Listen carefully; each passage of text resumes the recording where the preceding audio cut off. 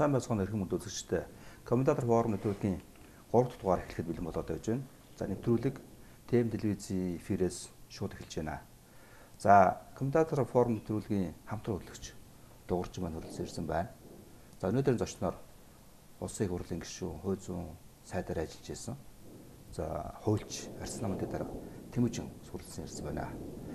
За эрхэм үзэгчдийг бас эфиртэй ойртсоохыг бас хүсэж байна. Тэгээд өнөөдөр бидний ярилцах бол бас улс орны бас маш чухал сэдвийн нэг болох авилга гэсэн сэдв байгаа. Авилга. Тэгэхээр би санаж байна. Авилга гэдэг одоо энэ хоёр үгийг тогтоох гэж их оролцсон. Тэгээд авилга гэдэг тогтсон. За 20 жилийн өмнө Монгол улс энэ авилгатай тэмцэж эхлэх. Улс тэгээд авилгатай тэмцэх одоо мөрийн хөтөлбөр гаргасан засгийн газараас авилгатай тэмцэх, авилгаас урьдчилан сэргийлэх гэсэн мөрийн хөтөлбөр гаргаад явсан. Авилгатай тэмцэх газар байгуулсан. За яг өнөөдөр нөхцөлд яс олон хүмүүстэй уулзаа сая бас Төмний 76 төрийн бас байгууллагаас бас энэ форум зохион байгуулсан. Энэ дээр бас хүмүүс ярьж байна. Монгол ерөөсөө энэ авилгатай тэмцэж чадсангүй гэдэг.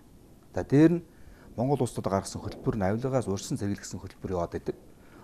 Монгол улс өөрөө бол авилгад идэвхсэн улс болж байгаа. Та бас хэлжсэн тийм. Тэгэхээр өнөөдрийн энэ авилгалын төвшинг одоо хамгийн сайн харж одоо хамгийн сайн дүгнэж байгаа хүмүүсийн нэг гэж бас таныг хэлж байгаа. Тэгэхээр та энэ нэг авилгыг өнөөдөр ямар нөхцөл төрсөн яасан гэж харж байна. Яг одоо би хувьдаа дүгнэж байгаа. Энэ чиглэлийн судалгаа хийдэг хүмүүсийн дүгнэлт үнэлгээ бол жоохон аюултай төвшөнд хүрснийг л илэрхийлж байна л да. Гурван том дүгнэлт бас цочирдмаар өгөөд одоо хүлээн зөвшөөрөхөөс өөр аргагүй тийм гурван дүгнэлт хийчихэж байна. Нэгдүгüүрт нь болохоор Монгол улсад энэ авилга гэдэг зүйл өөрөө бүх төвшөндөө тархажээ. Бүх төвшөндөө тархаж. Хоёрт нь болохоор энэ бүх төвшөндөө тархсан байдал чинь ингээд цаг хугацаанд угжирсан байдалтай болчихжээ тийм. Өөрөө ингээд энэ соёл маягтай ингээд нийгэм рүү ингээд шигдэж орж эхэлж байна. Энэ өөрөө хүлээн зөвшөөрөөд өөр ингээд зайлшгүй байх ёстой мэт болоо өрчлээ гэж. Гурав дахь нь бол хамгийн аюултай нь албан ёсны хуулийн тогтолцоо, албан ёсны одоо төрийн байгуулалтаа энэ зэрэгцүүс түүнээс жилийн хүчтэй тогтолцооны шин чанартай болчихжээ. Бүр ослоо, маш ослоо. Өөрөөр хэлбэл нөгөө үндсэн тогтолцоогоо өөрөө энэ идэж जैन тий. Хажуу бөөрөнд нь авилга бол наалцсан маягтай мухар олгоо шиг тий хорт авдар шиг байдаг бол одоо үндсэн тогтолцоотойгоо өрсөлдөгч хэмжээний том тогтолцоо болж хувираад магадгүй ингээд нөгөө хууль ёсны тогтолцоо авилгын тогтолцоо нь хажуу бөөрөнд ингээд наалцсан шинжтэй тий нэг амьтаа голтой юм чирэгдээ явж байгаа юм шиг болоо хорчлаа гэдэг ийм дүгнэлтийг хийгээд байгаа нь өөрөө Монгол улсын хувьд бол жоохон аюултай нөхцөл рүү авчиж байгаа. Хоёрт нь ер нь бол зөвхөн дэлхийн нийтлэлээр энэ арчлал гэдэг юм уу энэ хууль ёсонд хамгийн аюултай заналтай хоёр юм чинь ингээд хавтгаарсан байдалтайгаар ингээд дархалттай болчлоо. Энэ чинь нэг талаасаа популизм худал ярихтай, нөгөө талдаа энэ авилга хулгай хийх гэдэг энэ хоёр үзэгдэл чинь бүр улс төрчдийн дүр төрх имиж ингээд эднэрт бол угаасаа л ингэдэг дээ гэдэг хүлээн зөвшөөрөгдсөн тийм юм болоо хувирчлаа гэдэг бол тэгээд тэр дундаа Монголд бол тэр бол баг за улс төрч бүхэн одоо бүр эцсийн дүндээ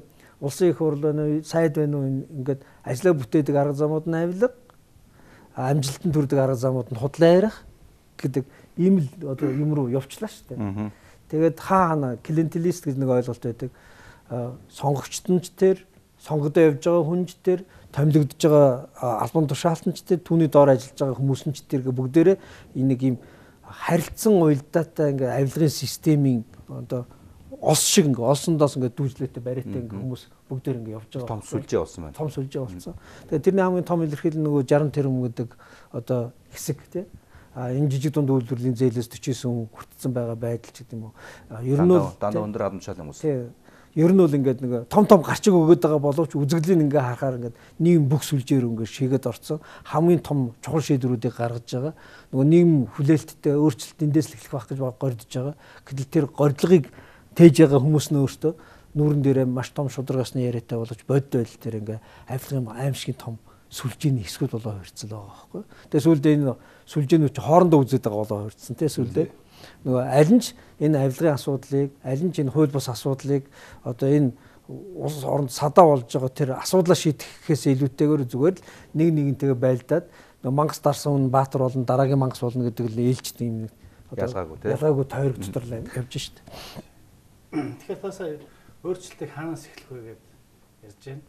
Ард түмэн одоо ингээд авилгалыг ойлгож байна. Авилга одоо нэвчлээ, гүнзгий боллоо, ядуурл гүнзгийрлээ, ингээд аж амьдрал муу байна гэдэг энэ бүхнийг одоо шалтгаан болгоод хайхтаар улс төрчдөөс айж. Одоо аргагүй өөрсдөө сонгоо төлөөллийн ардчлалаар өөрийгөө төлөөлөө төрөө удирдуулаад явж байгаа учраас улс төрчдөөс ингээд хариуцлага юу нэгэх юм. Одоо тий үр дүн нэгэх юм. Тэгтэл улс төрчд маань эргүүлээд нэг бас заах юмтай. Одоо энэ хүндсэн хуулийн асуудал болохгүй наа. Энэ одоо бидний эрх мэдлийг ингээд тэнцээ хуваагаад өгсөн чинь одоо ингээд болохгүй байна гэсэн ийм юм руу ингээд заачдаг объект болж л тэ. Тэгэхээр та тэр өөрчлөлтүүдийг бид нар хаанаас эхлэмээр байна? Ер нь бол зөвхөн авилга гараад тэг авилгыг шийдэж чадахгүй байгаа гэдэг нь үндсэн хуулийн асуудал огт биш л дээ. Яг зүгээр ингээд ажиллаа хийж чадахгүй, шалтгаан мундахгүй, асуудлаа олж харахгүй байгаа хүнд одоо шалтгаан мундахгүй гэдэг шиг л багхгүй юу.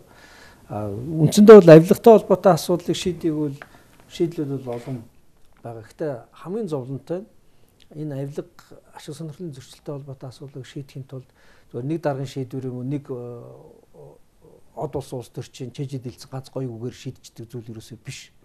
Энэ өөрөө нэлээ урт хугацаанд төлөвлөжсөн өдөр болгон уушаа ингээд жигдчихсэн алхаж явах хэвээр тий нэцэршгүй буцаршгүй тийм үйл явцуудаас бүрдэж энэ авилга гэдэг юм уу энэ ашиг сонирхлын зөрчил гэдэг юм уу чи өөрөө хязгаарлаж зэгцэрнэ шүү дээ. Гэтэл манайхан бол ингээд нөгөө хүүхд байхаас илүү ид шидэнд итгэсэн үлгэр тавтцсан хүмүүс тий зүгээр л үргэс авж байгаа юм шиг нэг суглаад асуудлыг шийдчихнэ. Ганцхан тушаал гаргаад асуудлыг шийдчихнэ. Хэвлийн ганц хурал хийгээл тэгэл юм болчихно гэж бодоод байгаа байхгүй юу? Гэтэл асуудал бол тийм биш. Асуудал олж харахаас илүүтэйгээр олж харсан асуудал шийдэхин тулд энэ дор хожтой хугацаа шаардна. Шатараас арга хэмжээ шаардна. Тэгээд тэр шатараас арга хэмжээнд ямар ч эсэргүүцэлтэй ямар ч ороо босгоо байсан гэд ээлж дараалал шантрахгүй гуршаа зүтгээд алхаад байхыг шаарддаг байхгүй юу? Гэтэл Монгол улс өөрөө тэгж чадахгүй шүү дээ. Тэгж чадахгүй. Тэгээд ягаад гэвэл нэг засгийн газрын байж байгаа байдлыг харахад ч гэсэнтэй хоёр ер нь хамгийн уртал 2 жилийн настай ингээл дандаа ингэж улс төрийн ингээд нэг одоо зүгээр саваар бол савтай одоо юмар бол ингээл сэгсрээд байгаа байхгүй юу. Тэгээ энэ сэгсрэх үйл явц чинь өөрөө зөв явж байгаа асуудлыг буруу явж байгаа асуудлыг бүгдийг холио бадан болгоол тий бүгдийг дахиад шинээр хилдэг юм уу ямар ч байсан нэг нөхөр гарч ирэл би ус даалаад өгнө гэдэг тэгэл бүх юмыг эхнээс нь тий эхлүүлэх гэж оролдож байгаа юм шиг болгоол жонхорлоод байгаа байхгүй. Тэгээ энэ улс төрийн ингээд сэгсрээ чинь эцсийн дүндээ хинт ашигтай байна гэхээр улс төрчид бол ирээл явж л байдгийн тий нүүдлэн шүү. Явуулан жүжигчд яг үнэндээ тий. Ард нь хэн үлддэг гингод ард нь бол ер нь л тий томилгооны үр дүнгээр доктортойгоор 10 20 жил эрх мэдлийг хатгаж яадаг хэсэг хүн бол байж л байдгийн. Яг л авилгын систем тэр хүмүүсийн юу болоо өрчиж байна уу? Нөгөө ашиг орлогын нэмэгдүүлэх хэрэгсэл нөгөөдөө албан тушаалтаараа байнгын доктортой байж явах хөшүүрэг болоо өрчиж байгаа байхгүй. Нөгөө нэг попус төрчд юм уу эсвэл хэсэг нь яах вэ гэдэг шоудж байгаа нэг хэсэг нь унаал гарна нэг хэсэг нь байгаад үлдэн тий. Гэтэл яг үндсэндээ нөгөө авилгын эзэд бол яг санхүү мөнгө бизнестэй хэсэг нь бол ингээл байнга ингээд доктортойгоо дүрээ солидөг хэсэг бол хөвчөж байгаа байхгүй. Тэгэхээр энийг бидээс бас дахиад бодох хэрэгтэй болчихж байгаа юм л да. Тэр одоо авилга тэгэхээр авилга албан тушаал эрх дандаа хийж өндөр албан тушаалын хүмүүсийн эрх мэдэлтэй хүмүүсийн одоо үйлдэл шүү дээ. Тэгээд энэ одоо юу гэдэг саяны Азийн сан Transparency International байгууллагын гаргасан судалгаагаар тэр Батбаяр захирал ялж ирэн одоо хамгийн өндөр одоо авилга одоо өртөмтгий одоо тэр байгууллагын одоо тэр тоонд 1-2 дугаар игнэнд улс төрийн намууд орж ирсэн гэж. Өмнө нь бол одоо энэ чинь гайлын ерөнхий газар, мэргэжлийн ярилтын ерөнхий газар, татварын ерөнхий газар тий одоо авт гэж байсан байхгүй юу? Одоо эмч багш гэж зөвшөөрөл олгох газар тий. Тэгсэн одоо бол тийм биш. Одоо бол ерөөсөө тэр ирэх барьж байгаа нам ерөөсөө 1-2 дээр өрсөлдөг гэсэн сүүлийн 2 он судалгаар гарсан гэж. Тэгэхээр энэ ностой байдаг үсгэд нь харж байгаа байхгүй юу? Одоо таны хэлээд байгаа нөгөө 60 тэрбум асуудал одоо жидүүгийн асуудал тэгжээтэл үүнийг одоо яагаад илрүүлэхгүй байна гэдэгт чинь одоо та бас хэлж ирсэн шүү дээ. Монголын одоо энэ хуулийн салбар ерөнхийдөө ингээд нэлээд тийм замхарсан. За тэгж хэлье те. Тэгээ энэ одоо юу гэдгийг энэ салбарыг одоо нэлээд өөрчлөх болохгүй. Тэгэхээр хуулийн байгууллага та хэлжсэн нөгөө нэг одоо шил захиалгаар ажилтдаг бас нэгдүгээрт. Одоо нэг шийдвэр гаргахтаа үнэн шударгыг олохын тулд биш. Тэгэхдээ бүгдийн биш л дээ ерөнхийдөө те. Хоёрдугаарт нь энэ чинь мөнгөөр ажилтдаг болсон. Шийдвэр гаргахад шүүх хуулийн байгууллага. Гуравдугаарт нь тань талын одоо Монгол хүний онцлог биш ийм онцлог хүн ам цогтой ийм байд нөлөөлдөг. Тэгэхээр хууль шүүхийн байгууллага асуудал шийдэж чадахгүй болохоор энэ бол ерөөсө улмал аймжир хандлагатай болж харж байгаа байхгүй. Үнэхээр одоо авилгад энэ арчлалын институтуудын аль нь илүү автагдж байгаа гэхээр өмнө нь бол байнгын дурддагддаг байсан бол газрын алба байсан юм. Ер нь бол энэ газартай холбоотой маш өндөрт боловстой байнга тий. Тэгсэн мөртлөө энэ газрын албанаас дамжиж одоо мөнгө санхүү юм уу эсвэл энэ авилгын их үүсвэрээр одоо мөнгөний хүч олсон нөхдөд чинь улс төрд хамгийн том нөлөөтэй байлаа шүү дээ. Тэгээд дараа нь бол газрын албаас илүүтэйгээр юу том нөлөө үзүүлээд ирэн гол лиценз тий. Уулуурхай маш хэмжээний мөнгүүд ингээд орж ирдэг. Лицензийн хатгаж одоо ингээд харахаар лиценз олгодог эрх мэдэлтэй байгууллага дээр байсан хүмүүсийн улс төрийг ингээ харах юм бол тий. Гуравт нь бол ингээ том мөнгө хаана явж байгаа гэхээр сангууд. Тий ямар нэгэн одоо жижиг дунд үйлдвэрлэлийн сангаас ахуулаад тариалан эрхлэлт мал гэх мэтлэн айгал орчны ямар чаналтгүй банкнаас бол хүүтэй банкны дарамттай мөнгө авдаг бол төрийн сангаас бол ямар ч хүүгүй буцаж нэхэхгүй мөнгө эзэнгүй мөнгө авдаг багхгүй. Тэгээ иймэрхүү мөнгөө дагсан авилгууд ингээ явж идэл мөнгөө давсан авилгуудыг чинь хөндлөгөөс орж ирээд хяндаг илрүүлдэг систем гараад цагдаа шүүх хуулийн байгууллагууд багхгүй. Тэгэнгუთ тэр мөнгө чинь өөрөө урдаа байгаа одоо гарч ирж байгаа дахиад нэг асуудал шүү дээ. Тэгэхээр нөгөө еврейчүүдийн хэлдэг шиг асуудлыг мөнгөөр шийдэл байгаа бол тэрийг зарлах гэж тоос асуудал биш гэдэг шиг авилгач чинь цагдааг худалдаж аваад, прокурорыг худалдаж аваад, шүүхийг худалдаж аваад гэл ажиллаад эхэлж штэ. Тэгэхээр нөгөө авилгын худалдаа авалт чинь сул мөнгө рүү дайрч яагаад сул мөнгөийнх нь араас хөөцөлтөд ороод ирж байгаа хуулийн байгууллагуудыг худалдаа авалт хийх байдлаар авч эхэлж байгаа байхгүй юу. За ингээ хуулийн байгууллагуудыг аваад энэ хоёрыг аваад ирсэн хүмүүс чи одоо юу хэрэгтэй вэ гэхлээр ингээ харахаар за одоо бол баг өөрийн намтай байсан, өөрийн улс төрчтэй одоо өөрийн хувийн улс төрчтэй байхаас илүүтэйгээр өөрийн намтай байх бол юу вэ нөө чухал байж штэ гингуудаа намуудыг худалдаа авалт руу ороод ирж байгаа байхгүй. Тэгээ энэ үйл явц чинь үндсэндээ улс төрийн намыг олигархуудын гартаа авчиад өгчихсөн. Эсвэл хин нэгэн те одоо нөгөө төмсгдөх гэж үгүй одоо их түгээмэл болчиход байна шүү дээ. Хэрэг явдлаар нь барьцаалал автсан бол тэр чинь зөвхөн Google дээр шиг болчихж байгаа байхгүй. Тэгээ ийм байдлаар ингээд бариад авахаар авилгын ингээд нэг том систем чинь нэг талдаа мөнгөтэй, нөгөө талдаа улс төрчтэй, нөгөө талдаа хуулийн байгууллагатай ингээд нэг том нөгөө нэг мафийн тогтолцоо. Нэг том систем болоо орж байгаа. Ийм том систем чинь нэг л зарчим болчихж байгаа. Миний нөмөр нойлог дотор хулгай байвал аюулгүй. Надаас гадна хулгай хийх гэж оролдвол чамааг бол те хин ч болгон шүү. Тийм учраас үнж байх хэсгээ одоо шийдэрэ гэдэг ийм л зарчим тавиад ирэхээр эн чинь өөрөө хиний дор орж иж хулгай хийх вэ гэдэг хулгайч нарын одоо ийм одоо сонголтын асуудал болоо. Зэрлэг хууль биш наач. Маш зэрлэг бүдүүлэг арга штэ. За тэгээд ийм нэг тийм одоо хууль юм уу юу ч юм нэг албан бус нэг ийм одоо дүрм журм яваад эхэлж штэ. Тэвнгууд нэг хулгайч нар ч одоо хин нэгний нөмөр нойлог доор орж хулгай хийнэ гэдэг чинь нэг том эрх мэдэлтний улс төрчийн доор шүхэр доор орно гэсэн үг шүү дээ. Тэгээд шүхэр рүүгээ хоогдоод оронгууд намууд чинь өөр юу болоо хөрчиж байна вэ? Зүгээр л игнэж гисаад ээлжээ хүлээж байгаа хулгайч нарын цуврал болоо хөрчиж байгаа юм. Тэгэл том даргад өргөлүүд өгөөд тэгээд танд өнж байшүүгээл төрийн албар руу шуурал очих юм бол нөгөө сангууд руу орж ирдэг. Сангуудаас хулгай хийснийг нь одоо баригдвал аргалах арга нь нөгөө эзэн л байж байгаа. Эзний гарт юу байх хэвээр? Эзний гарт хонглын төлбөр л байх хэвээр. Ерөөсөө л шүүх хуулийн байгууллагыг хатгацсан төлбөртэй хүн бол наа чи манай гарга наа чи манай там алаадаг бусдад нь ингээд хэрэг надаас гадуур хулгай хийхгүй надад үнж биш байхгүй юу гэдэг үзүүлдэг гэдэг ийм л үүрэг даалгаврагддаг болоо. Дээр нь шид цаавруулж ирсэн одоо хонглын төлбөр болсон байна тийм ээ. Хонглын төлбөр. Тэгээ энэ байдал чинь нөгөө ингээ харахаар нөгөө хулгай хийдэг арга замтай хүмүүсийн цуваа хаана очиж гингууд улс төрийн намууд дээр очихлоо. Улс төрийн намуудаар дамжаад төр рүү очиж, төрөөс очиод их захгүй идэж ууж байна. Тэгэхээр яг аргагүй ингээ харахаар нөгөө авилгыг одоо ингээд хурд суур гэж хэлж болохоор те тэр хүчин зүйл нь юу болоо орчих болохоор улс төрийн нам болоо орчих байгаа.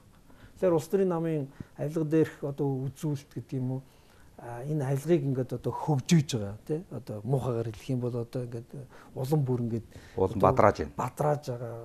Яг л нөгөө ямар ургамал лээ хогийн ургамал шүү дээ. Хогийн ургамал шиг ингээд үр шимтэй тарианы дундуур зүгээр ингээд их захгүй шурж ороод тэр тарианы талбайг юу ч гоо тий хоол хүнсэнд хэрэглэх гурил гарах боломжгүй болгож байгаа гол юм чинь улс төрийн намаар очиж байгаа томилгоонууд. Улс төрийн намын нөмөр нойлог дээр очиж байгаа цөөх хэрэгчдийн төрд эзэлж байгаа тэр одоо урсгал болоо оршиж байгаа. Зочин бол миний цагдаа намайг хамгаална гэдэг. Тэгээ энэ шудраг бус явдал энэ авилгалтай бол тэмцэх газар маань бол хууль шүүхийн байгууллага байж байгаа тийм. Тэгтэл хууль шүүхийн байгууллага маань одоо ингээд тэр шүүхийн ерөнхий зөвлөл сая одоо шүүгч эрх зүйн байдлын тухай хуулинд 19 оны 3 дугаар сарын 27-нд оруулсан нэмэлт өөрчлөлт те энэ бүхэн чинь авчиад нөгөө шүүх эрх мэдлийн байгууллага чинь жинхэнэ утгаараа хараат бос жинхнээр хараатай хараанд орсон ийм улс төрчдийн харааны байгууллага болгоод хуульчлалаар чинь бид нар шудраг ёсыг хаанаас олох вэ сайд? Яг одоо цабар би бол хохно гэж хэлмээр санагдаж байгаа. Яг үнэ хэлэхэд. Яг тэгвэл одоо 6 жилийн өмнө 7 жилийн өмнө жишээ нь үнэхээр энэ шүүх хуулийн байгууллагууд яаж завхарсан тухай, цус нь яаж ойрцсон тухай, тэ өөртөө ингээд худалдаа авалтанд өртөөд хэн нэг улс төрчин бол эрх мэдэлтний нөлөөний одоо хэрэгсэл болж хувирсан тухай. Нэг талаараа өш хонзоо авах хэрэгсэл, нөгөө талаараа эд баялагт хуримтлуулах хэрэгсэл нь болж хувирсан тухай. Завсараар нь өөртөө бас тэрэндээс юм одоо хүртээд одоо энэ нийгмийн хамгийн баян чинээлэг те одоо феодал маягийн нөхцөл болж хувирсан тухай хангалттай их ярьсан шүү дээ. Тэгээ энийг өөрчлөхийн тулд юу их ёстой гэхэнгүүт тэн дотор байж байгаа шүүх, прокурор, цагдаагийн маш олон хүмүүс яахаар биднээс ингэж гүтгэдэг, яахаар биднээс ингэж доромжилдаг гэд одоо агзас хийгээд бүгдээрээ нийлж эсрэг босч исэн. Одоо тэр бол маш тод сонсч. Яг тэр бослогын өмнө нь эднийг хамгаалаад энэ Тэмүүжин, энэ нөхдүүд те хууль шүүхийн байгууллагыг гүтгэж जैन ингэж доромжилж болохгүй гэд нөгөө ялзарсан байгаа тогтолцоогоо хамгаалагч нь болоод зогсож исэн үнэ одоо хэн блэ те нөгөө Бацаандан, нөгөө Нямдөрж те нөгөө Баасан хүү те энэ хүмүүс ч юмгээ бүр ингээд одоо бараг л одоо хууль шүүхийн байгууллага энэ төр самрах гад байна эднийг хамгаалах хэрэгтэй гэж зогсож байсан шүү дээ. Тэгээд одоо бол яг тэр юм дахиад энэ нөхдүүд ингээд ярьж эхэлж байгаа байхгүй. Энэ хуулийн бол болохоо ажиллаа гэд. Тэгээд засч болох байсан юмыг 5 жилээр ухраагаад тэгээд үр дагавраар нь одоо шоудж байна л да. Гэхдээ шоудлтын хамгийн эмгэнэлтэй нь юу вэ гэхээр тэр хууль шүүхийн байгууллагуудад засах гэж байна уу эсвэл энүүгээр далимдуулаад нэг 3 улс төрчдөр авчиж эрх мэдэл уулчж байна уу. Тэгэхээр асуудлыг яаж шийдэх вэ гэхээс илүүтэй асуудлаар дөрөөлөөд эрх мэдлийг төвлөрүүлээд дахиад бүр хүчтэй шүүх хуулийн байгууллагт нөлөөлөгч тий одоо эзэнчин солигдсон миний шүхэрдээр та нар ажиллана шүү гэдэг том шүхэр дэлгэцчийг шүхрийг томруулах эрх мэдлийг нэмэх тэр зүйл зорилго руу ингээд одоо явуулчлаа л да хамгийн аюултай. Тэгээ би ягаад түрүү одоо баг хохно гэж хэлж байгаа юм бэ гэхээр одоо жишээ нь санаж байна. Зоригт гэдэг дээд шүүхийн ерхий шүүгчийг дээд шүүхэд оруулж ир томилох гэж яхад нь одоо байнгын орон дээр надаас өөр эсрүүцэд дуурсан алга байсан шүү дээ. Тэгэхэд ягаад би эсрүүцсэн бэ гэхээр 7 сарын 1-ний хэрэгээр маш олон залуучуудыг шоронд явуулахдаа 10 хүний дунд нэг хүүхд тавьчуулаа шүүх хурлааны хаалттай гээд шорон руу ачлах хийсэн энэ аргын зохиосон нь тэр нөхөр байсан байхгүй юу. Тэгэхээр ийм шүүгч дээд шүүхтэр очино гэдэг бол зүгээр л эзнээ солиод за гүйцэтгээд ёслоод л ажилдаг хүн. Энэ хүнд ямар ч зарчим байхгүй. Тэгээ бүр энэ хүнд зориулаад шүүхийн тухай хуулийн дээр юу гэж хэлсэн гэж дээд шүүхийн ерөнхий шүүгч зөвхөн нэг удаа хийнэ. Ягаад гэвэл дахиад энэ хүнийг томилуулахгүй тулд. Тэгсэн чинь тэр одоо саяхан жилийн өмнөхөн дээд шүүхийн ерөнхий шүүгчийг дахин өдрөөс томилохгүй гэдэг заалтыг үндсэн хуулийн цэцэд гомдол гаргаад нөгөө зоригт өгч өөрөө захиалаа өөрөө ичээд одоо өөрөө гомдол өгөхгүй байгаа байхгүй юу. Огт хамаагүй нэг хүнээр гомдол гаргаад цэцээр хүчингү болгоод буцаад улсын хурлд орж тэр хуулийг нь хүлээж аваад ерөнхий шүүгчээр томилж яхад өдрүүлж яхад ийм бүдүүлэг байж болохгүй. Хуулийг өөртөө тааруулаад цэцээр унгаад дахиад өөрөө ингэ явж идэг ийм арчаагүй байж болохгүй гэж хэлж яхад энэ хүмүүс дугуул байсан. Тэ? Тэгэхээр одоо эндээс юу харагдж байна вэ гэхээр асуудлыг улс орнтой шийдэ гэж ерөөсөө шийдэл харахгүй байна. Шийдлийг гаргаж ирэхгүй байна. Одоо яа харахгүй таны өөрөө ч асуусан асуулт үнэн. Энэ хууль шүүхийн байгууллагын ялзралч нь авилгыг хянаад асуудлыг шийдэ явах ёстой байгуулгын ялзрал учраас авилгач өөр ингээд айцгүйгээр цэцгэл боломжтой болчих жоох. Яасан? Манай эзний прокурор, манай эзний шүүгч байгаа юм чинь надад хэн оролдох юм? Би эзэндээ авсан юмныхаа талыг өгөөл түүндээ үнэж байхад л хангалттай. Тэгэл айцгүй, аюулгүй гэдэг ийм нэг хамгийн одоо варварск гэдэг бүр зэрлэг тийм ээ. Хуулийг ингээд дотор нь амьлуулчлаа шүү дээ. Тэгээ тэр амьлуулахт нь хэн тусалж байгаа вэ гэхээр хуулийн байгууллага. Өөрсдөө босромог үйл ажиллагаагаар хаалга онгоолгоод. Одоо тэрийгээр дөрөөлөөд яаж яах вэ гэхээр бүр муутгах чинь тийм. Бүр муутгах байхгүй. Одоо бол яасан гэхээр өмнө нь бол жишээ нь ядаж жишээ нь шүүгч нарын 50% ингэдэг гэсэн байхгүй. Энэ илбүүдэр чи ямар намайг томилсон биш? Үгүй тэр одоо өөрийнх нь томилсон хүмүүст л одоо заавар чиглэгдэх юм бол над ямар хамаатай би шүүгч зүгээр асуудал эндэгүүрээ шийднэ гэдэг. Хууль баримтлал шийднэ. Заримдаа хуулийн баримтлал шийддэг би даасан байсан. За одоо бол эсэргээрээ тий. Намайг томилох байж намайг оролдох 3 дээр сууж байгаа учраас би ерөнхий сайд үйлчлэх хэрэгтэй. Би улсын хурлын дараад үйлчлэх хэрэгтэй. Би ерөнхийлөгчд үйлчлэх хэрэгтэй. Одоо хуульд нь үйлчлэх. Хууль бол падли байхгүй. Маргаж ирж байгаа хоёр хүний ирэх сонирн биш. Ямар ч том маргаа ирсэн энэ 3 юу гэж бодож байгаа бол за тэндэн тааруулаад тэндэн тааруулаад шийдэхгүй би бол аюултай шүү гэдэг бүх күгл одоо ажиллах боломжтой болгож байгаа. Бүх шатны шүүгч нар юм байна. Бүх шатны шүүгч, бүх шатны прокурор. Одоо амиа удах чинь, амиа удах чинь. Одоо зүгээр амиа удах. Угаасаа тэр шүүхийн систем дотор хуулинд ойр байх уу эсвэл өөр юмд ойр байх уу гэдгийг бүрэн дүүрэн шийдэж чадаагүй байсан тогтолцоон дотор за хууль хамаагүй шүү. Одоо таад энэ идрүүл тал засаж явахгүй болохгүй шүү гэдэг цашин тавьчлаа шүү дээ. Тэгээд одоо та бүхэн анзаарч байгаа бол одоо энэ авилгын тухай ч гэдэг юм уу энэ нийгэм болохгүй байгаа зүйлийн асуудлыг ингээд босгож ирээд гарч ирж байгаа хүмүүс хизээч энэ асуудлыг шийдэх хууль санаачлаагүй. Хизээч энэ асуудлыг ингэ шийдэх гэдэг хуулбар гарч ирж байгаагүй. Тэр хамгийн хартаа. Хамгийн хортой нь баггүй. Ажил хэрэгч санаачлага огт байхгүй. Дандаа юу? Шилжүүлж авах, улам тэлэх те. Өөрчлөлийг өөртөө авах. Шилжүүлэх. Тэгэхээр одоо юм одоо тэгэхээр ингээд сонсоо олон яриад байгаа юм баггүй. Одоо ингээд Монголын төр маань юу болсон бэ гэхээр юм өгсөн хуульцсан хүмүүсийн том бүлгэл биш харагдаж байгаа байхгүй. Өөрсдөө тохирсон шийдвэрийг гаргаад яг энэ дагуу үгдийг л гартаа авна гэж анзаарж байгаа тийм. Тэгэхээр одоо тэр нэг Transparency International-ийн байгууллагын судалгаагаар монголч нь бас авилгалын индексээр одоо 37 дээр явд юм шүү дээ 37 дээр 40 төр зуруудах юм бол тэр ус дарангуул руу ордын дарангуулын систем шилжиж чад. Тэр яг энийг бол одоо олон улсын байгууллага судалгаа гарч ирээд байгаа.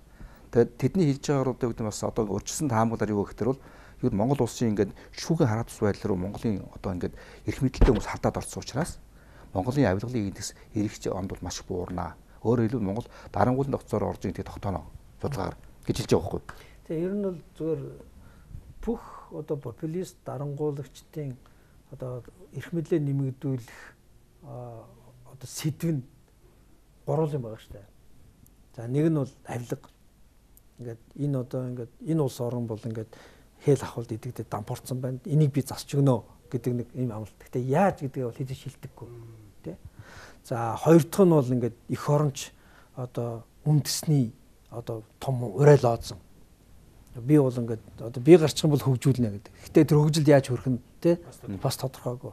За гурав дахь нь энэ бүгдийг хийхэд цадаа болж байгаа хамгийн аимшигтай том дайсан олж нэрлэнэ. Тэгээд энэ хоёрыг хийж чадахгүй байхгүй нөгөө нөхөрч.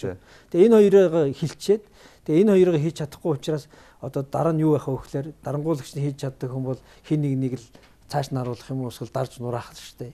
Тэр дарж нураахын тулд эрх мэдэл овоосоор гал тэр эрх мэдлийнхээ хүчээр дарж нураагаад дараа нь дайсан алга болонгууд эрх мэдлээр ард түмнээ дарж нураадаг л тийм л одоо зүй тогтолтой байхгүй юу? Тийм учраас авилга одоо үндэсний хөгжил гэдэг хоёр юмар эрх мэдлийг оолж яснаа. Дайсан харангууд өө дайснаа дарахч дутуу байна гэдэг дахиад оолонгуудаа за нэг дайсан гараад ирвэл тэрийг дарж аваад за одоо яасан дотоодын дайсан дууссан одоо гадаад дайсан байгаа шүү гэд нэг гадны нэг дайсан одоо чулуу ойлгох юм тийм. Чулуу гадны нэг дайсан нэрлэлчээл тэгээ суугаад байна. А нөгөө хөгжил юм уу эсвэл авилгын асуудлыг шийдэж чадахгүй. Яг гэвэл авилгын асуудлыг шийднэ гэдэг нь өөрийгөө оролдоно гэсэн үг. Өөрөө тэр тогтолцооны гол одоо шугам нь учраас улс орноо хөгжүүлэх гэдэг нь популизм өөрийнх нь нөгөө гоё ярьдаг үгээр улс орн хязгаарч хөгждөг үү те оосон шороол үлддэг байхгүй юу үнэндээ. Тэгэхээр нөгөө яриагаа л үргэлжлүүлэхээс бас ажил ерөөсөө хийж чадахгүй шүү дээ. Тэгэхээр яриагаа дараагийн юу болгож хувирах вэ? Одоо гоё ураа руу шилжүүлнэ. Гараас нь бол ямар ч ажил гарахгүй. Сая чи ерөнхий шүүгч ингээд хууль гаргаад хуулийн өөрчлөлт хийгээд үндсэн хууль давж залтад ингээд улируулдаг болчихж. Сая улсын хурлын даргаыг огцруулахад хууль гаргачих. Сая шүүгч эрх мэдлийн тухай байдлын асуудлаар нэмэлт өөрчлөлт бол хууль гаргаад яаралтай гурмаар хэлцээ. Хууль гаргаад ингээд юмнуудыг шийдээд ингэж болдго юм уу? Өөрөөсөө ингээд хууль гэдэг юм чинь нэг хүн нэг үйлдэл зориулсан тийм хүн зориулсан одоо бол томилгоон зориулсан тэр дээж өгөх шүү. Нэг үйлдэл зориулсан тийм нэг их хурлын даргаад одоо нэг хэрэглэх юм уу яах юм? Их хурлын дарга эмчээдэг бол байхгүй болгож байгаа юм тэр эмчээ тахлаа гэх асуудал. Тэгээ одоо ингээд хуулиар ингэж одоо асуудлуудыг шийддэг ийм юм руу ороод явчлаа. Тэгээд дараа нь энэ юу дараа авчрах бол цааш та. Яг одоо ч гитлер үеч хууль бол чанд бөгөөд хатуу үйлчилдэг байсан шүү дээ. Гитлер ч хуулиар асуудлыг шийддэг байсан. Гэхдээ тэр хууль нь өөр ямар хууль вэ гэдэг л байгаа байхгүй юу? Тэр хууль нь гитлерд өөрт нь бол огт үйлчилдэг тий. Өөрөөс нь бусдад бол тэр хууль бол яв хатуу чанга үйлчилдэг хэрэгсэл байхгүй юу? Тэгэхээр энэ чинь одоо нөгөө одоо орчин үеийнхаар бол одоо хуулинд засаглуулдаг биш. Хуулиар засгалдаг, хүчирхийлдэг, үдирдэгчийн тухай яриа шүү дээ. Монголд бол ингээд нэг хуулийг өөрийнхөө одоо ашиг сонирхлыг хэрэгжүүлэхдээ ингээд аюул сайн хэрэгсэл болгоо ашиглацдаг. Өөрөө хуулинд баригдах болохоор хуулийг те хувьсгалыг хуульч хамаагүй шүү дээ. Тэ? Хуулиар яадیں гэдэг. Ингээд хуулинд ханддаг тийм хоёр эрсдэс хандлага өөрөө тээгч байгаа байхгүй энэ улс төрчид чинь. Ард иргэд рүү болохоор жирийн хүмүүс рүү болохоор өөрийнхөө зорилгыг хэрэгжүүлэх болохтой хуулинд хичнээн хайртай. Гэхдээ өөрийнхөө зорилгод хууль садаа болоод ирэхээр наанд хуульч юм бол хамаа байхгүй. Хувьсгалыг хууль хэрэггүй. Өнөө хуульгүйгээр асуудлыг шийдэж л ер нь асуудлын ард гарна штэ ч гэдэг юм уу. Ийм зарчим. Тэгэхээр энэ бол өөрөө үндсэндээ бол зарчимгүй байгаа л зарчим үг штэ. Тэгэд яг уул нь бол арчилсан улс оронд хууль нөгөө иргэдэд хэрэгтэй хуулийн төсөлцөөр иргэд энэ төрөө хянаж өөртөө үйлчлэхөд зориулагддаг систем байгаа да. Арчилсан бус дарангууллын систем рүү ороод тэрхээр хууль иргэдэд огт хамаагүй, хүртээлгүй. Эсвэргээрээ удирдагч нар хуулийн төсөлцөөр иргэдийг айлгаж, жижиг цээрлүүлж, хазаарлаж зүгээр л өөрийнхөө зорилго номгдож штэ. Өөрийнхөө зорилго зүгээр хуугаар нь ингэж одоо удирдахад зориулагддаг байхгүй юу? Хамгийн том аюул нь энэ. Тэгэхээр энэ аюулаас хамгаалахын тулд хуулийг өөрийг нь хуультай болох хэрэгтэй гэдэг зарчим байхгүй юу? Тэгэхэд бол одоо жишээ нь өнгөрсөн посткоммунист улс орнуудын зовлон, улс төрийн соёл, үндсэн хууль аюул олон юмараа энэ хуулийг хууль өөрөө ямар байх вэ гэдэг шийдэж өгч идэг. Манайд тэр нь байхгүй болохоор арга ядаад бусад посткоммунист улс орнуудын туршлаас хараад хуулийн тухай хуулийг хэлээ шүү дээ. Наад хуулиа жишээ нь ядаж энэ шаардлагад нийцүүлж гаргаач гэдэг. Гэтэл одоо бол юу нэр хуулийн тухай хууль зүгээр арчаал зүгээр л хувийн зохиолоо хууль болгож бичиж байгаа л хувийнхын зорилго руу ингээл зүтгэж яана л та. Яг хөө тэгээд энэ бол за баг одоо байгаа улс төрчдөд одоо байгаа энэ хүмүүст агтсан юу юм бэ? Яриа хөрөө юм байна. Үннийг хэлгээд үнэхээр үннийг хэлгээд. Энэ дипломтаас уучлаарай. Хүлээх юм бас байхгүй болчихсон. Яг бол одоо жишээнд үйлдвэрийг дэмжих сангаас 49 гишүүн одоо ингээд өнгөрсөн хугацаанд аваад үзэх юм 400 тэрбум төгрөг байгаа. 1.4 тэрбум Америк доллар болж байгаа. 14 мянган хүний ажлын байр шинээр үүсгэх юм боломжтой. Энэ хөрөнгийг бол одоо улс төрд нөлөө бүхий албан тушаалтнууд тий эрх үхээ одоо төрийн өндөр албан тушаалтнууд ингээд аваад ашиглчихжээ. Тэгээд бид нар чинь одоо ингээд хуучин ерөнхий прокурорыг асуудал гаргаж ирээд ингээд тэмцээд ард түмэн бүр ерөнхий прокурорыг том дуурахад баярлсан шүү дээ Монголын ард түмэн. Тэр үний цаад мөн чанарыг бид мэдэхгүй тий ард түмэн. Инх амлаа. Би ард түмний өмнөөс одоо ингээд жирийн иргэний өмнө хуваар ингээд асууж инх амлан прокурорыг дуурахад ард түмэн байсан. Гэтэл нөгөө прокурорыг сольчлоо. Тэр бол ард түмнийхад бол одоо өмнөөс том дуурсанд баярлалаа гэсэн юм байна. Тэр хүн чинь жидүү шалгана гэсэн. За жидүү шалгана гэсэн. Зөвхөн тэрэнд нь л ард түмэн баярлж байгаа жидүү шалгана гэсэн. Тэгтэл одоо миний олж мэдж байгаа сонсож байгаагаар бол жидүү бүр хариуцлага хүлээхөөргүй болж байна чинь. Яагаад гэсэн чинь хэд хэдэн хуулийн өөрчлөлтүүдийг хийсэн байна гэж би танд ингээд сонсгоч. 2017 оны 5 сарын 11-нд эрүүгийн хуулийн 22-ийн 2 дахь заалтыг албаны эрх нөлөөг уруулан ашиглах заалтыг эрүүгийн хуулиас хасцсан байна. Энэ 22-ийн 2. Тэгээд нөгөө жидүү авсан гишүүд маань өөрөлдөл асуудлаас гарах арга замуудаа өөрсдөө шийдээд замаа засаад явж байгаа гинэ. За дараа нь захиргааны ерөнхий хуулийн нэмэлт өөрчлөлт оруулсан. За сая мэдээж 19 оны 3 сарын 27-ны шүүгчийн эрх мэдлийн энэ асуудал байгаа. Ерөнхий сайд ч одоо тэр өөрийг нь дэмжсэн канопта гишүүдэд хамгаална. Тийм учраас энэ одоо 20 оны 6 сарын парламентын сонгуул хүртэл энэ асуудал одоо ямар ч байсан хэлцэгдэхгүй байх нь, дахиж яригдахгүй байх нь, жидүүчдийн асуудал улсын хурал дээр орж иж прокурор бүрийн эрхийг төдийгзүүлэх татгалзуулах санал тавихгүй байх нь гэсэн ийм руу орчлоо. Тэгээд цаашаа бол хууль одоо хуулийн хариуцлага хүлээх залтууд нь аваад ингээд явчлаа гэж. Тэгээд одоо бид яах ёстой юм бэ гэж. энэ мохордолд очсон. Түрүү бид гурвын нэг ярианы ихэнд гарсан шүү дээ. Нэг авилгын албан бус тогтолцоо гэдэг албан ёсны тогтолцоотой өрсөлдөхөөс юм том тогтолцоо болчлаа гэдэг. Тэр тогтолцоо маш их санхүүгийн нөөцтэй байна, маш их эрх мэдэлтэй байна. Дээр нь хавьгүй албан ёсны тогтолцоогоос илүү урьдчилж асуудлыг хардаг ухаалаг ажиллаж байна. Тэгээд нөгөө өөрсдийнхөө үйл хэрэгт сад болж болох хуулиудыг хулгайлж хэлж штэ. Тэрний хамгийн том жишээ л одоо тэр эрэг хуулийн 22 байхгүй юу? Тэр бол уул нь юу гэсэн гэхээр манай засгийн үед биднээс үед хийгдсэн юм л да. Тухайн үед биднээс ч нэг авилгалтай тэмцэх конвенц нэгдээ орчихсон. Тэгээ авилгалтай тэмцэх конвенц нэгдээ орсон учраас олон улсын зөвлөмж болон дотоодын судлаачдын зөвлөмжөөр юу гарч ирсэн бэ гэхээр Монгол улс авилгын нэг том үйл явдлын хэргийг эрүүгийн хуулиараа шийдэж чаддгүй юм байна. Албан тушаалаа уруулан ашиглах гэдэг гэмт хэрэг бол байна. Гэхдээ тэр гэмт хэрэг чинь өөртөө байгаа албан тушаалыг уруулан ашиглах байдлаар өөртөө болон бусдад давуу байдал олгохыг хэлээд байна. Гэтэл бодит байдал дээр улс төрийн нөлөө бүхий итгээд буюу дээгүүр албан тушаалтнуудад өөрт нь байдгүй боловч доод төрийн албан тушаалтнууд байгаа эрх мэдлийг заавар чиглэл өгөх нөлөөлөх байдлаар уруулан ашиглаж өөртөө болон бусдад давуу байдал олгодог юм аа. Тэн дээр хамгийн том авилгууд явж идэв юм аа. Доор байгаа албан тушаалтан ч бол одоо өөрийнх нь гар үсгийн хэмжээний авилга авдаг. Дээр байгаа нөлөөлж байгаа албан тушаалтан бол өөрийнхөө эрх мэдлийн хэмжээний авилгыг хөдөлгдөг юм аа. Тэгэхээр том авилгуудыг одоо хийгч нар чинь энэ эрүүгийн хуулийн чинь зохицуултаас гадна байна шүү дээ. Тийм учраас энийг одоо эрүүгийн хууль руу оруулж ирж гэмтэр гэж бичээч гэдэг зөвлөмжүүдийг удаадараа өгсөн л да. Энэ зөвхөн одоо намайг хууль зүйн сайд байхад өгсөн зөвлөмж биш. Энийг нэмдэржиг хууль зүйн сайд байхад ч гэсэн өгчсэн зөвлөмж. Тэгээд тухайн үед одоо бид ямар ч байсан энэ авилгатай тэмцэх үйл явцыг эрчимжүүлэхийн тулд авилгатай тэмцэнэ гэдэг бол ерөөсөө ингээд тасралтгүй уршаа алхдаг учраас дахиад нэг 2-3 алхмыг зөрөгтэй хийх хэрэгтэй байна гэд энэ зүйл заалтыг эрүүгийн хуулинд оруулж бичсэн. Тэгээ харамсалтай нь энэ зүйл заалт 2 удаа хулгайлагдсан. Эхний хулгайг нь бол гарчгийн солих болон дотоод агуулга дээр 1-2 эвдрэл хийх байдлаар сайхан бэлгийн засгийн үед бол эвдсэн.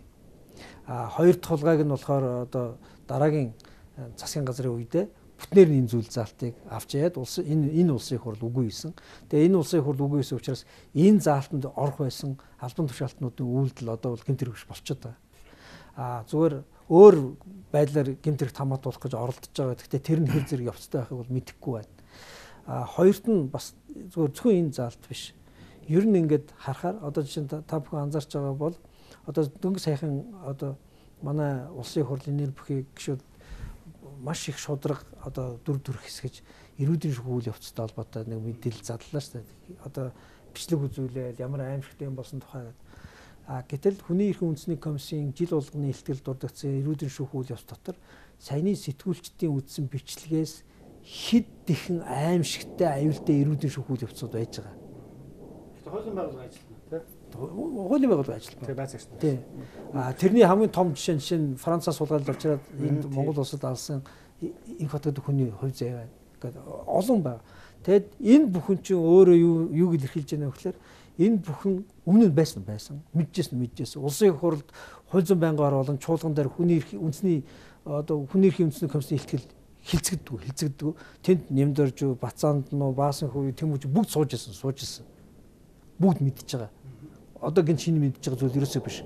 Жишээ нь яг энэтэй холбоотойгоор жишээ нь хуулийн ямар шинтгэлүүд хийгдсэн бэ гэвэл одоо 15 онд жишээ нь Инх хот гэдэг одоо Францаас Монгол улсын иргэнийг хулгайлж авчираад таниулын байгууллагын ажлууд эрүүдэн шүүцсэн байхгүй юу?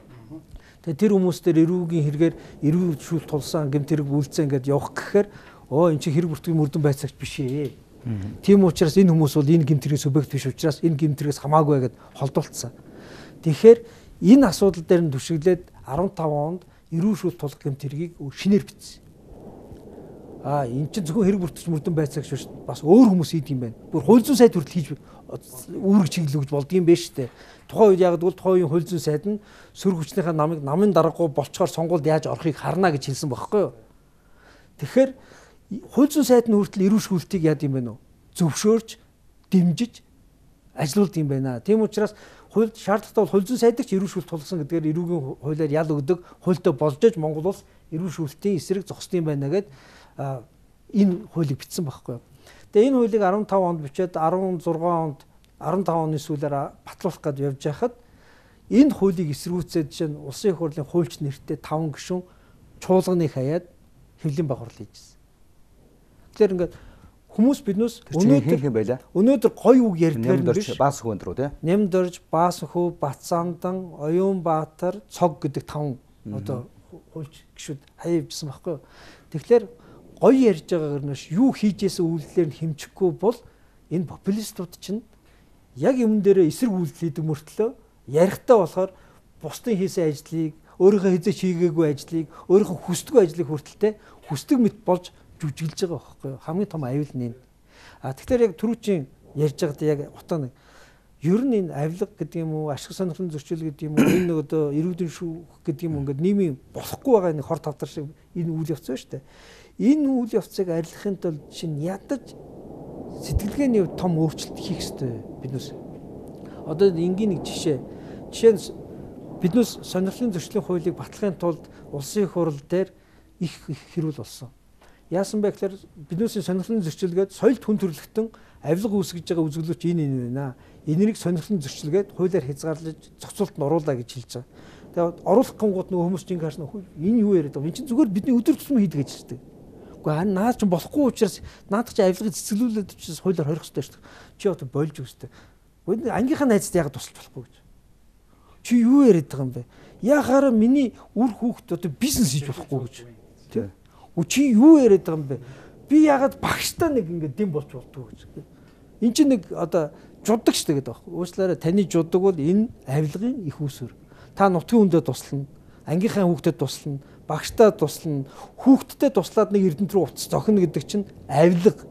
Наад чинь жудаг биш ерөөсөө. Нөлөөл албан тушаалт. Тийм, албан тушаалт нь наад чинь нөлөөл. Тийм ч сонирхлын зөрчлөөр эний чинь сонирхлын зөрчлөг чаагаад энийгээ хийсэн байх юм бол авилга гэж үздэг хуультай болох хэвээр. Иргэн биш байхгүй. Та бол иргэн биш. Гингууд нөгөө хүмүүс ч юу эн чинь зүгээр эцэг хүний ажил шүү дээ. Уучлаарай та эцэг хүнийхээ ажлыг гэртээ яам дээрээ сайд дээрээ улсын хурал дээр хийж болохгүй. Зарчим байхгүй. Тэнгууд дахиад асуудал हुन्छ. Яг энэ сэтгэлгээний өөрчлөлт. Энэ сэтгэлгээний өөрчлөлттэй холбоотойгоор сонирхлын зөрчлийн хуулийн дээр орж ирсэн юм нь юу гэхээр улсын ерөнхийлөгч, засгийн газрын гишүүн, улсын их хурлын гишүүн төрийн дэмжлэгтэй зээл хүртэгч байж болохгүй. Танаа хамаар бүх итгэж чинь гэсэн гэдэг хууль сонирхлын зөрчлийн хуулиар бичсэн байна. Хуулиар хориотой. Гэтэл энэ хуулийг зөрчөөд их усүртэй мөнгө авч болохгүй. Дөрийн их усүртэй үн доктор жуулгууд жидүү тийм ээ. Яг үнэ. Тэгээд хуулиар хорцсон байгаа үйлдэлийг хийгээд яваа хүмүүс хариуцлага тоосч чадахгүй бол энэ хууль юу вэ? Ямар ч хэрэггүй зүйл. Зүгээр хоосон цаас. Зүгээр ураа яхад. Одоо тэр тэгэхээр яасан бэ гэхээр манай үе одоо энэ улсын хурлд болон засгийн газрын гишүүд одоо ерөнхийлөгч хүртэл тэр үе ерөнхийлөгчд орсон нэг хамгийн том зовлон бол юу гэхээр хуулийг цаас болгоход тусалсан. Ерөөс хуулийг ямар ч үнсэн. Яасан гэхээр хуулиараа ингэхэд наа чи манай хүн байгаа бол тий битгий гэж зааварчилсаар байгаад хууль хоосон цаас болчихсон. Тэр хууль хоосон цаас болцсон учраас сүүлдээ хоосон цаасыг манж байгаа шүүх прокурор яасан харж ясна. За яшиг шиг гээд зэрэгцээд авилгыг хадраад эхэлсэн. Зүгээр уралдаад. Тэгээд нөгөө улс төрчин ингэж явсан гэсэн хөөе. Миний зөвшөөрлөгөө энэ юу вэ? Яасан ашиг олдог нөтүүд юм та дараагийн мангасыг тэдрээр тодруулчих жоохгүй. Эдгээр ч мангас байна шүү гэд. Тэнгуут нөгөөдөл чи одоо дүүжлэгдэнгууд яасан. За тэдний зөвшөөрлөгөөр хадарч болохгүй юм байна. Зөвшөөрлөө хинээс авах үг хайсан чинь зөвшөөрлөө авах үний чинь бидээс зарлаад өглөө хууль гаргалаа. Үндэсний аюулгуудын зөвлөл 3 тий хөрвөлсөх зандан шатар батуулга. За энэ 3 үнээс зөвшөөрөл ам тэрнээс бусдаар бол та нар байхгүй шүү гэдэг зүгээр ил цагаа. Одоо энэ бол юу гэхээр хулгайхаа дүрмийг ил цагаанаар хуульчилж байгаа байхгүй. Тэгээ одоо энэ яаж ч одоо ингээд улс орны хувьд маш олон салбартаар завхарсан гэдэг. Би одоо ингээд харж байгаа юм нямдорчгүй оронд өөр хуульч байвал тухайн тухайд дандаа шөмжиж явдаг. Тэгсэн хэрнээ хамгийн олон жил хууль зүйн сайдаар ажилласан. Хамгийн олон жил улсын хурлц бүх хуульд оролцсон. Өнөөдөр ингээд шөмжлээ. Тэгэхээр ер нь би ингээд бодохгүй. Ер нь манад нэг тийм хариуцсан тогтолцоо байхгүй юу? Одоо нэг ой санамж бас байхгүй болчиход байна уу? Ер нь бол улс төрчтэй нэг өөртөө итгэж одоо өдөр тутам худал ярьж байгаа нэг одоо тэр хуурмаг байна уу бодит итгэл байна уу хэлж мэдэхгүй. Тэр зүйл нь бол за нэг олон нийт ард түмэн бол загсны л ой санамжтай да тий 6 сарын дараа л мартчихдیں۔ Тий. Тэгээ 6 сарын дараа марчдаг учраас миний 6 сарын өмнө байсныг эднэр бол санахчгүй. Тухайн үед л юм ярих хэрэгтэй тий. Ойд нь тааруулаад би одоо юм ярьж явах хэрэгтэй гэж бодож байгаа байхгүй юу. Одоо жишээ нь Өнөөдрийн одоо зүгээр ингийн санах ойгл сэргийч л да. Өнөөдөр нөгөө эрүүдэн шүүж байгаа бичлэг үзүүлээд Баатар явж байгаа хүмүүсээс би одоо нэг зүйл асууж байгаа. Саяны эрүүдэн шүүх үйл явц чинь хэдий гарсан байна? За. Тэнд орсон хүмүүсээ та нар одоо эрүүгийн хуулиараа шийдэж чадах уу? Ягдвал нэмдэржийн эрүүгийн хуулиар тэр хүмүүс гэмт хэрэгтэн биш. Чөлөөлцөө. Одоо хуулийн хулгай явж штэ. Хуулийн заалттай булгаана. Ягаад гэмт хэрэгтэн биш вэ гэхээр тэр хуулиар хэрэг бүртгэж мөрдөн байцаагч л хүнийг эрүүдэн шүүсэн бол гэмт хэрэгтэй. Өөрсдөө үйлдсэн бол. Өөр хинэгнэр үйлдүүлсэн байх юм бол гэмт хэрэгтэн биш. Нөгөө эрүүдэн шүүсэн нөхөр хэн байсан бэ? Камер дотороо хоёр. Тэгээд тэднэртэй л ярина. Тэднэртэй ярина. Тэднэр зөвшөөрлөгсөн хэн бэ? Тэрний хэрэг бүртгэж мөрдөн байцаагч юу эсвэл тагнуулын ажилтан уу? Дахиад асуулт байхгүй.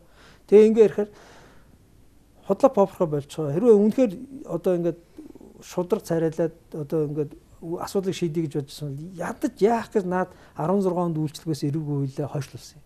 17 оноор оруулсан юм. Ядаж те хүний эрхийн үндэсний комиссар ингээд өдөр тутамдаа мэдээлэлээд байхад тэр 12 ондоо 10 ондоо эрүүдэн шүүхтэй холбоотой эрүүгийн хууль тогтоомж өөрчилчихгүй яасан юм. 15 онд өөрчлөх гэж яаж яах үлийг эсэргүүцсэн юм. Дараа нь яах гэж хүчингү болгосон процессын хуулиудыг нь тий. Тэгчээд одоо шавуудад яах юм? Худлаа гаргаж ирснээр дараа нь одоо юу гэх вэ? Өөрийнх нь хэлсэн хуулиар шийдэхгүй байсан чинь ингээ энэ шүүгч прокурор шийдэхгүй байгаа юу гэж дахиад нэг тий өөрийнхөө үр дагавар дээр биш өөр хин нэгний одоо хаяг руу шийдчихэл сайхан гараа ингээ өрөөд гараа авчих байх л та. Маш мэдлэгтэй ухаалаг нүүдлүүд хийсэн байна шүү Тий. дээ. Өөртөө зориулсан. Тий. Тайхад. Тий. Одоо ингээд зарлж байгаа бүх юм чинь яг үннийг хэлэхэд санах байгаас сайжруулаад хүмүүс эргээ ухахад таны өөрсдөө чинь хийж исэн, өөрсдөө чинь эсэргүүд зөвдгөж исэн, хамгаалж исэн юм шүү. Жишээ нь би маш тод санаж байна. 14 онд элбэг дөржийн гар хөл болоод хурцыг хамгаалагч болоо гүйжээс үн хэн блэ? Тэ? Өнөөдөр хэн юу болж байна? Тэ?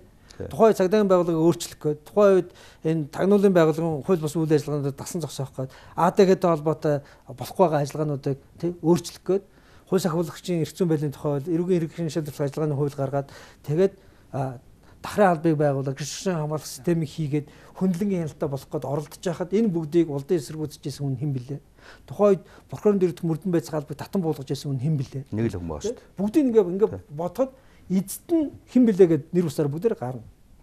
Тэ? Тэгсэн мөртлөө өнөөдөр тис өөр баг зүгээд жүжиг тоглож байгаа байхгүй.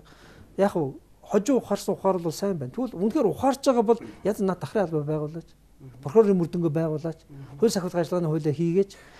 Цагдаа өрх төвд гүйцэтгэх ажлын явуулдыг хориож энэ гүйцэтгэх ажил гэдэг дампуурсан хуулиа өөрчлөөч. Гэхдээ энэ хариуцлах хуулиадаг байх ёстой шүү дээ.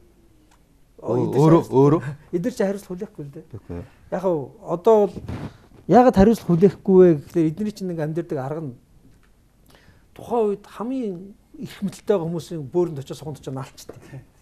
Тэгээд ингээ хамгаалж яснаа дараагийн хүн гараад ирэнгууд тэр рүүгээ явахдаа нөгөө суганд байсан хүнээ пүү па дивсэж жагаад дахиад нөгөө сургуу гүйдэг байхгүй юу. Одоо чинь би маш тод санаж байна. Элбэг дөржин суганд байхдаа хин энэ рүү өсчиж дайрч юу болж илаа. Одоо дараагийн хүнийхээ сургуу гүнгуудаа нөгөө элбэг дэрж байгаа юу болгож хуургаж дивсэлээ шүү дээ. Одоо инхүү дараагийн суганд байсан. Дараа нь элбэг дөржин суганд гээл тий. Ярил одоо сугрууд өсрээд байгаа байхгүй тий. Тэгээд одоо нөгөө өөрсдийнх нь хэлдгэр жудаг гэж байдаг бол ядаж нөгөө суганд нь тий байж байгаад ах トゥ угээ албан тушаалдаараа ачаад мөнгө төгрөг олж ясан тий. Тэрийг бодоод шалтгаан ингээд нөгөө өнөр рүү нулимгүүл явчмаар санагдаж байгаа байхгүй юу. Гэхдээ л юу одоо тэр хүмүүст нь адлуулж дэвсүүлжсэн хүнээс 7 дороор нулимжгол хүчиж байгаа. Хамгийн аюултай нь тэр нэг асуулт байна л да. Энэ үндэсний аюулгүй байдлын зөвлөмж гарсан гэдэг нэг сайхан том үгтэй боллоо. Тэр зөвлөмжөөр одоо ингэ шийдсэн. Одоо зөвлөмж бол удирдсан чиглүүлэгч гол хүчмөө ингээд баг үндсэн хууль заайтхан шахуул юм болж байгаа шиг байна тийм ээ. Өөрөөр хэлбэл бүтээн байгуулалтын ажлыг хүртэл одоо зөвлөмжөөр шийдсэн тухай яриад одоо төмөр замын шинэ бүтээн байгуулалтын одоо тий маршрут өөрчлөгдөх гэдэг ингээд олон юмыг үндэсний аюулгүй байдлын зөвлөмжөөр явдаг болчихлоо. Энэ зөвлөмж чинь шийдвэр юм уу? Тэр заавал дагаж биелүүлэх хууль юу вэ? Биш. Эхлээд үндэсний аюулгүй байдлын зөвлөгдөг байгууллага ямар байгууллага гэдэг бодох хэрэгтэй байна.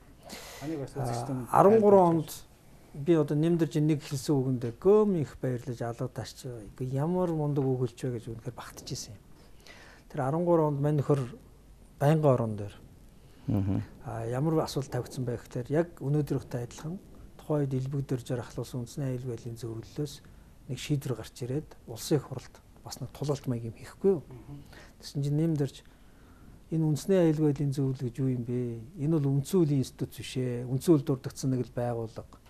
Завсрын одоо зөөлөн бүтцээр л ажиллах хэмжээний байгууллага. Үндсэн хуулиар шийдвэр гаргах байгууллага нь улсын их хурл засгийн газар шүүх байж байгаа маа.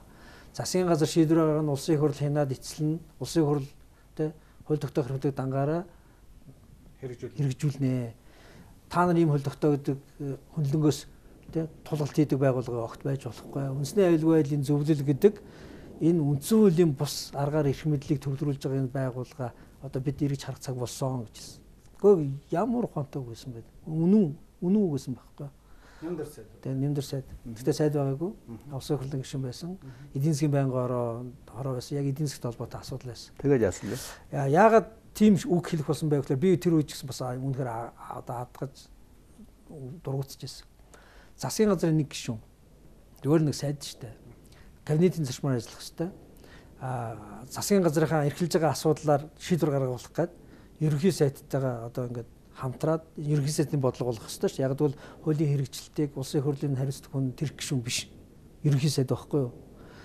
Тэгсэн чинь ерөнхий сайдаа даваад ерөнхий сайдтайгаа ярихгүй тэ цухтаад засгийн газраараа оруулж ирэхгүй. Засгийн газраараа дэмжүүлэхгүй. Сангийн сайд нь санхүүгийнх нь үүсэх, хууль зүйн сайд нь хууль зүйн хувьд нь зөрчилж гэнэ үгүй юу гэх мэтлэн ингээд тэр чинь засгийн газрын бүс дотор хяналтын механизмуд байна шүү дээ. Тэгэхээр тэр бүгдээс тойр цухтангуудаа үндэсний аюулгүй байдлын зөвлөлгээд ерөнхийлөгчийн сугруу гүйж авчиж ороод тэндээс хамгийн том мөнгөн дүнтэй улс орны эдийн засгийн гол араануудыг ажиллах болцоотой шийдвэрийг ерөнхийлөгчөөр гаргуулж байгаа хэрэг. Тэвнгуудаа үндэсний аюулгүй байдлын зөвлөл ерөнхийлөгч улсын хурлын дарга хоёроор гаргуулсангуудаа ерөнхий сайд нь тэнд ганцаардчаад ороод ирэнгуут нь үндэсний аюулгүй байдлын зөвлөлөнд шийдвэр гарсан учраас та нар ийм шийдвэр гаргаж засгийн газар руу шийдэж байгаа хэрэг. Тэвнгууд юу яриад байгаа? Эхлээд засгийн газрын тооцоо суулгаагаа үзүүлэх хэрэгтэй тий. Хариалах яамдуудын шийдвэрүүдийг гаргуулах хэрэгтэй. Чи яахлаар ингэ давдын гингууд тийм байхгүй үндэсний аюулгүй байдлын зөвлөл шийдсэн. Яг өөрөөр хэлбэл үндэсний аюулгүй байдлын зөвлөл гэдэг байгууллагыг юу болгоо өргөцсөн гэхээр Монголын хамгийн том мөнгийг шийдвэрлэх байгууллага өргөцсөн байхгүй юу? Тэр үед. Тэгээ эн чинь болохгүй гингууд улсын хурл руу нөгөө улсын хурлын даргаараа дамжуулаад шууд оруулангуудаа засгийн газар оруулж ирэхгүй байгаа учраас одоо улсын хурл шийднэ. Энэ асуудлыг. Тэгтээ юу? Үндэсний аюулгүй байдлын зөвлөлийн шийдвэртэй учраас та нар ийм шийдвэр гаргангууд нэмдэрч акц хийж байгаа байхгүй тэнд. Зөв мэдрэмж байсан байхгүй. Тий. Тэгээ нөгөө үгээсэн байхгүй. Тэгэхээр үндэсний аюулгүй байдлын зөвлөл гэдэг энэ байгууллагыг үндэсний аюулгүй байдалтай холбоотой асуудал шийдэхээс илүүтэйгээр хамгийн том мөнгийг хувааж идэх хэднэхтүүдийн юу болгоо өргөцсөн. Шийдвэр гаргадаг хэрэгсэл болгосон.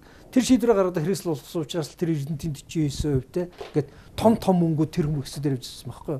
Тэгээ одоо сая нөгөө тэр үед акцийг зогсчихсан нэмдэрж өөрөө алгадаж гараа өргөж байгаад юу болгоо өргөчих вэ гэхээр Монголын хамгийн том мөнгийг шийддэг газар үндэсний аюулгүй байдлын зөвлөл болсон байсныг баталгаажуулаад дээр нь Монголын том хэргүүдийг шийддэг газар болгоо өргөж байгаа байхгүй. Нөгөө шүүх хэлмэд одоо ингээд ерөнхийдөө цаг өндөрлөх бол. Тэгээ би бас таны бас арчс намын дид дарга сонгосон бас баяр хүргэе. Тэгээд бас та арчс намын дид дарга гэдсэн сөрөг хүчин гэсэн үг. Тэгэхээр та энэ одоо бидэд маш бага хугацаа. Тэгэхээр хоёр өгүүлбэрээр та хэлээд өгөхгүй. Юу та энэ 200 намын ажлыг яд үнж.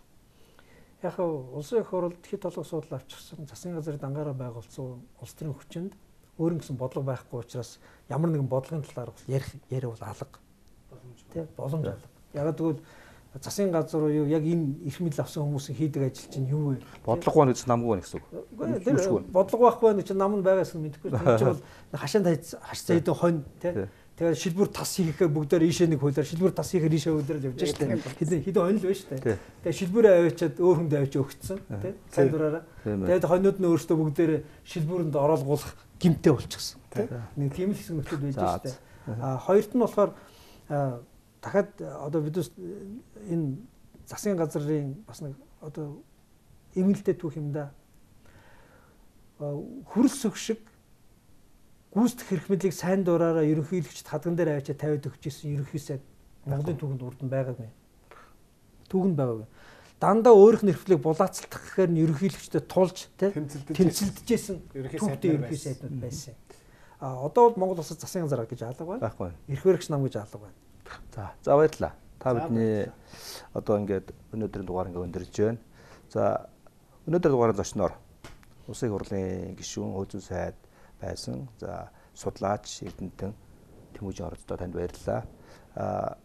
Комментатор форумд хамт байсан үзэгчдээ баярлалаа. Дараагийн дугаарыг уулзцгаая.